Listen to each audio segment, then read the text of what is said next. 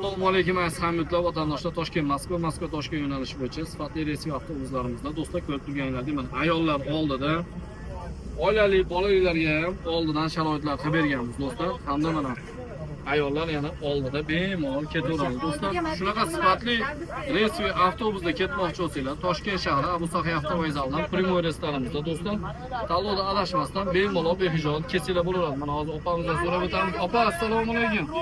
Yaxshimisiz? Qanday sharoitlar? Yaxshimi? Sharoit yaxshi. Chiqdik mana gilamlar to'shalgan ekan. Xolodilniklari bo'ldi. Sharoitini oldindan men o'zi o'rganib chiqdim. Shunga qarab avtobusni tanladim.